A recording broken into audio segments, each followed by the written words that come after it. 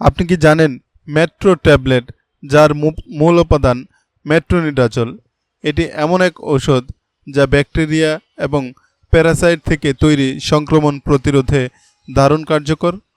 চলুন জেনে নিই এর সঠিক ব্যবহার, ডোজ এবং সতর্কতা খুব সহজ ভাষায়। আপনারা দেখছেন ওষুধ ঘর। ওষুধ ঘরের প্রত্যেকটি ভিডিওর প্রাপ্তি নিশ্চিত করার জন্য চ্যানেলটি সাবস্ক্রাইব করে পাশে থাকা বেল আইকনটি অন করে দিন। আপনি চাইলে ভিডিওটিতে লাইক, কমেন্ট এবং শেয়ার করতে পারেন।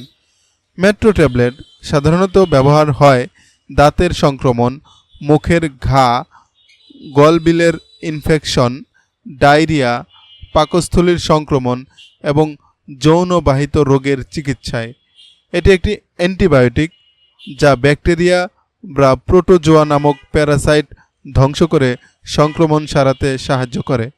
এছাড়া অপারেশনের আগে ও পরে সংক্রমণ রোধে এটি প্রতিরোধমূলক হিসেবেও ব্যবহার করা হয়। ডোজ নির্ভর করে রোগের ধরন এবং রোগীর শারীরিক অবস্থার উপর। সাধারণত প্রাপ্তবয়স্কদের ক্ষেত্রে ডোজ হতে পারে দিনে 500 থেকে 800 মিলিগ্রাম, দিনে 2 বা 3 বার। শিশুদের ক্ষেত্রে ওজন অনুযায়ী ডোজ নির্ধারণ করতে হয়। সেক্ষেত্রে অবশ্যই চিকিৎসকের পরামর্শ অনুযায়ী ডোজ নির্ধারণ করতে হবে। ট্যাবলেটটি খাবারের পর সেবন করা ভালো, যাতে পেটে সমস্যা না হয়। তবে মনে রাখবেন, ডাক্তারের পরামর্শ ছাড়া ডোজ পরিবর্তন করা উচিত নয়। মেট্রো ট্যাবলেট সেবনে কিছু সাধারণ পার্শ্ব প্রতিক্রিয়া হতে পারে, যেমন মাথা ব্যথা, বমি ভাব, মুখে ধাতব স্বাদ, ডায়রিয়া বা পেটে অস্বস্তি, অনেক সময় ত্বকে র্যাশ বা অ্যালার্জির প্রতিক্রিয়াও দেখা দিতে পারে। যদি মাথা ঘোরা, খিঁচুনি বা চোখে ঝাপসা দেখার মতো উপসর্গ দেখা যায়, তাহলে সঙ্গে সঙ্গে চিকিৎসকের পরামর্শ নিতে হবে। গর্ভাবস্থায় প্রথম 3 মাসে মেট্রোনিডাজল সেবন সাধারণত এড়িয়ে চলা হয়।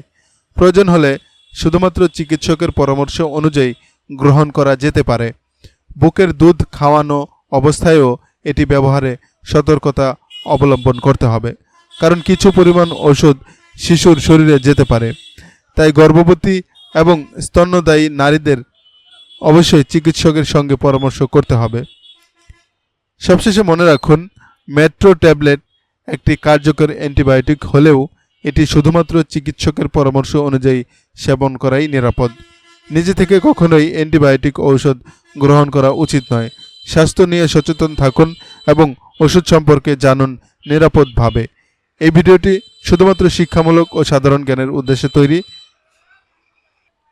যে কোনো ওষুধ গ্রহণ বা পরিবর্তনের আগে অবশ্যই একজন রেজিস্টার্ড চিকিৎসকের পরামর্শ নিন। ভুল ওষুধ বা অনুপযুক্ত ব্যবহার স্বাস্থ্যের ক্ষতি করতে পারে। এই ভিডিওর তথ্য অনুসরণ করে কোনো ক্ষতির জন্য আমি বা এই চ্যানেল দায়বদ্ধ নয়।